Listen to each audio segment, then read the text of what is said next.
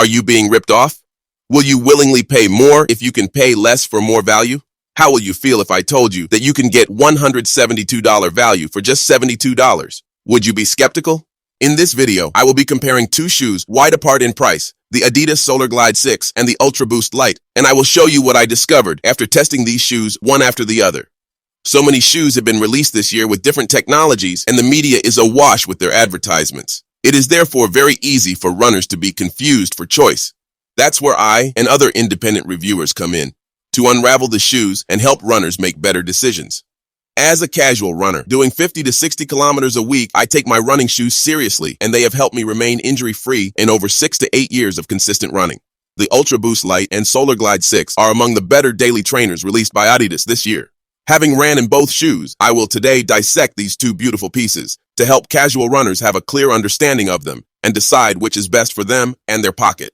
As you are watching this now, I urge you to click that subscribe button to enjoy unbiased reviews of the best running shoes, comparison videos, best bargain running shoes, and more. Subscribe now. What's holding you back? Let's get back to the shoe review.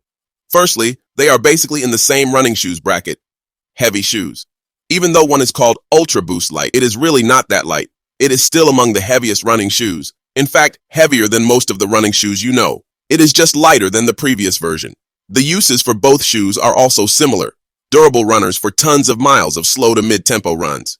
However, they have significant price difference, which brings the question, as a casual runner, which of these shoes is a better choice? Let's look at some of the attributes of these shoes. Firstly, durability and looks. Both shoes are built like a tank. Tough, durable uppers with thick continental rubber outsole for tons of miles of slow to mid-tempo runs. Anyone you pick among these, you will be right. Again, on the looks, it purely depends on individual preference. Both shoes look great, so make your choice. Now let's get to where they begin to differ. 1. Weight. They are both heavy shoes, but the Ultraboost scores first. The Solarglide is significantly heavier, weighing 372 grams in my size, US 11 or EU 45.3. The Ultraboost Lite, on the other hand, weighs 332 grams in the same size, 40G lighter. Running in them, the Ultraboost really feels lighter. However, the Solarglide was much bouncier, thus in part compensating for the weight. 2. Stack. Both have 10mm heel-to-toe drop. However, the Solarglide has a higher stack with 36mm in the heel and 26 in the forefoot.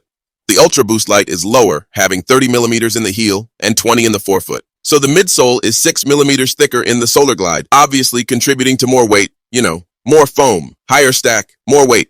3. Cushioning or impact absorption. The midsole in the Ultraboost Lite consists of the Light Boost. It is much lighter than the regular Boost, thus helping it lose weight. Unfortunately, as it lost weight, it also lost the Ultra in the Boost, making the midsole relatively firmer than the previous version, Ultraboost 22. So the cushioning here is much less than in the Solarglide. I have put in over 80 kilometers in them, but they are still rather firm. On the other hand, the midsole of the Solarglide consists of the regular Boost, which is heavier but softer and more bouncy. Also, the stack is higher, 6mm more than the Ultraboost Lite, which means more foam. Thus, it sits higher than the Ultraboost Lite, and more importantly, gives a much softer landing. These felt like a max cushion shoe during my runs. In all foot strike patterns, they were very comfortable. The Solarglide does a better job at impact absorption, thus better protection to the feet, whereas the Ultraboost Lite is more firm. After 10-kilometer runs, the legs felt better with the Solarglide 6 than with the Ultraboost Lite. Before we continue, I want to ask you to please like the video and subscribe to the channel. It really does help us more than you know. 4. Response, bounce back, and ride. Both shoes offer smooth transition from landing to toe-off, giving a nice smooth ride. However, I did feel more bounce from the Solarglide than I felt from the Ultraboost during runs. The Boost is noticeably thicker in the forefoot and heel in the Solarglide, and these together with the LEP gives a nice takeoff spring. The result is a nice soft landing with a snappy toe-off. The bounce compensates for the extra weight. Thus, they didn't really feel that heavy during runs as long as pace remains mid to low tempo. The Ultraboost Lite, on the other hand, felt more stiff, but relatively lighter. 5. Lockdown. The lockdown in the Solarglide 6 is pretty good, enough to give you a nice secure feel during runs. However, it is way behind the sock-like fit in the Ultraboost, whose stretchy upper wraps around the feet, giving a nice secure and confident feel. 6. Breathability. Both have thick uppers, but the Solarglide 6 is slightly more breathable. 7. Stability. The Solarglide is more stable despite its higher stack. It has a wider platform, and the LEP system also helps. The Ultraboost is not an unstable shoe either, but the Solarglide is better in this regard. 8. Arch support. None of the shoes is wanting here, but if I have to choose, I will go for the Solarglide 6. 9. Comfort. The Ultraboost Lite is a very comfortable shoe if you don't mind a close hugging fit. The upper is soft and stretchy and nicely wraps around the feet. The Solarglide, however, has a better underfoot comfort because the insole is thicker and softer as well as more midsole foam. The toe box width is also wider in the Solarglide.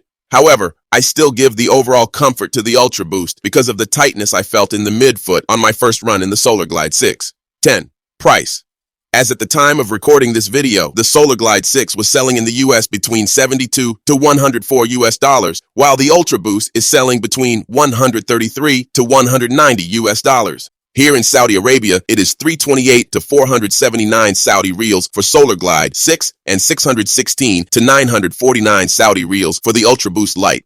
That is a very significant price difference. The Ultraboost, being a premium brand, never really goes that down in price, even when new models come out. The Ultraboost 22 is still selling at nearly the same price as the Ultraboost Lite. In summary, the Solarglide 6 is better in arch support, breathability, stability, response, cushioning, and price. The Ultraboost wins in weight and overall comfort. Finally, a lot of shoe characteristics are subjective. The way you feel about some areas may differ from how I feel about them, so still consider testing out shoes on your feet before the final decision, or ensure you have option to return if you are buying online.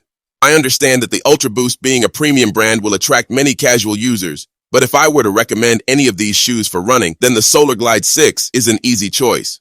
The run experience in them is better than I got from the Ultraboost, and at this current price, they are an absolute bargain. So guys, these are my experiences with these two great running shoes.